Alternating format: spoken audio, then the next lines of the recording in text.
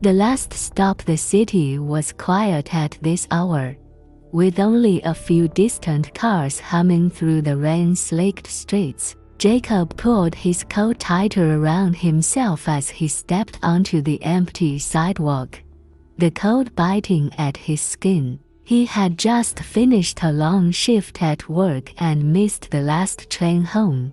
Now, he was left with no choice but to take the night bus, a route he had never used before. The bus stop was dimly lit, the flickering overhead light barely illuminating the timetable posted on the glass shutter. He ran a tired hand through his damp hair and checked his phone. 1:47 am. The next bus was due in 3 minutes. Perfect. He just wanted to get home, take a shower, and sleep for what little time he had left before doing it all again the next day. A gust of wind sent a newspaper skidding across the pavement. Jacob glanced around. The street was eerily empty, save for a single figure standing a few feet away, a woman, facing away from him. She was still, too still, her posture rigid. He hadn't noticed her before, and something about the way she stood there, unmoving, made the hairs on the back of his neck stand up. The distant growl of an engine made him exhale in relief. The bus turned the corner, its headlights cutting through the thickening fog. It pulled up to the curb with a long, drawn-out hiss. The doors swung open with a creak. Jacob hesitated for a moment, glancing at the woman, but she didn't move, not to board, not to acknowledge the bus at all. Maybe she was waiting for another line. Shrugging off his unease, he stepped inside. The interior was nearly empty. Only one other passenger sat at the back, hidden in shadows. The driver, an older man with deep-set eyes, barely looked at Jacob as he dropped his fare into the machine. Late one tonight, huh? Jacob said, trying to break the awkward silence. The driver didn't respond, only giving him a slow, deliberate glance before turning back to the road. Jacob sighed and moved to take a seat. The few working lights inside the bus cast an eerie glow, making the empty rows feel cavernous. He sat near the middle, resting his head against the window as the bus pulled away from the stop. The city blurred past in streaks of orange and white. The streets were empty, buildings dark, as if the whole world had gone to sleep except for him and the two silent figures inside this vehicle.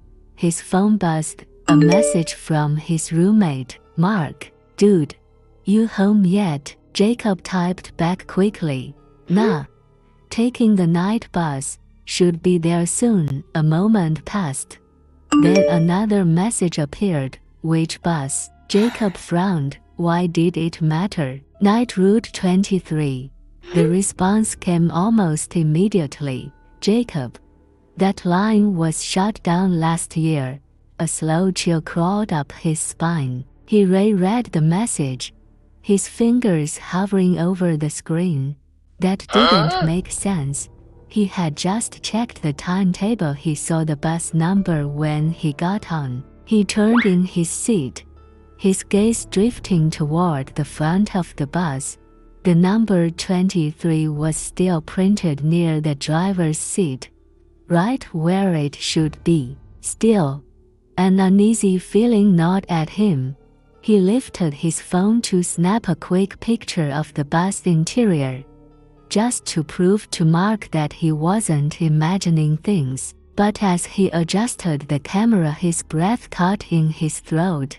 The reflection in his screen showed something he hadn't noticed before. The other passenger. They were no longer sitting in the back. The seat was empty. A slow, creeping sensation crawled up his neck. He turned his head just enough to glance over his shoulder, but the bus remained silent. And no movement. No shifting of seats. Maybe they had moved forward while he wasn't paying attention. Maybe they had gotten off at an earlier stop. Though he hadn't heard the doors open, his fingers tightened around his phone. The message from Mark still glowed on the screen. Jacob. That line was shut down last year. The bus hit a rough patch of road. Jostling him in his seat, he swallowed hard, forcing himself to stay calm. There had to be a rational explanation. He just needed to stay alert. The streetlights outside grew sparser, the buildings giving way to empty lots and abandoned structures. This wasn't the way home. Jacob leaned forward, clearing his throat. Hey driver. His voice sounded smaller than he intended. The driver didn't respond. Jacob stood up. Sir, I think I got on the wrong bus. Can you stop and let me off? No response. The man's hands were too still on the wheel, the knuckles slightly too pale. Jacob stepped closer. Hey. Finally, the driver's head turned, but his hands never moved from the wheel. His face was wrong. The features were their eyes, nose, mouth, but something about them seemed unfinished, as if he were an imitation of a person rather than a real thing. Jacob's stomach lurched. Where is this bus going? His voice was barely a whisper. The driver's mouth opened, lips curling into an unnatural grin. Last stop. The bus suddenly jerked, throwing Jacob off balance. He stumbled, gripping the nearest pole as the lights flickered violently overhead. Then he heard it, a whisper. Not from the driver, not from the empty seat behind him, from right beside his ear. He spun around, his breath caught in his throat. The other passenger was standing inches away from him. Jacob staggered back. The figure was shrouded in darkness, its face obscured by shadows. The shape of it was wrong, too tall, limbs too long. It stood there, unmoving, except for its mouth. It was whispering, not words, sounds, low, breathy, distorted sounds that burrowed into his skull. Jacob scrambled backward, his chest tightening. Who the hell are you? The whispering stopped. Then, in one slow, deliberate motion, the figure raised a hand and pointed to the window. Jacob turned his head. Outside, beyond the fogged-up glass, the city had disappeared. No streets. And no buildings, only a vast, empty landscape of mist and shadow.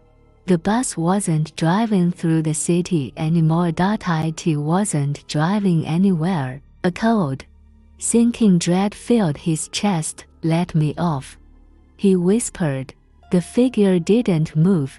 The driver didn't move. The bus kept going deeper, deeper into nothingness. Jacob's breaths came in short gasps. He clutched his phone, desperately typing a message to Mark. Help me. Something's wrong. I don't know where I am. The message failed to send. A reflection flickered on the phone screen. The passenger was now right behind him. Jacob spun around, his scream barely forming before the lights cut out entirely. For a moment, silence, then a wet, rasping breath against his ear. Last stop. Darkness swallowed everything. Jacob awoke with a sharp gasp. He was on the sidewalk, cold pavement beneath his hands. His head pounded, his clothes were damp with sweat. The city buzzed around him. Normal, alive. A bus roared past on the street, not Route 23. He scrambled for his phone. The last messages were gone. No call log, No record of texts to mark, but in his palm, clenched so tightly his nails had dug into his skin, was a small, crumpled piece of paper, a bus ticket, printed across it, in smudged ink. Final Route 23. One way only. His stomach twisted. He looked up at the passing crowds, the flashing city lights, the normalcy of it all. And then, just for a second, his reflection in a nearby window. Behind him, a shadow stood inside the glass, watching, smiling. The bus was still moving, and he was still on it.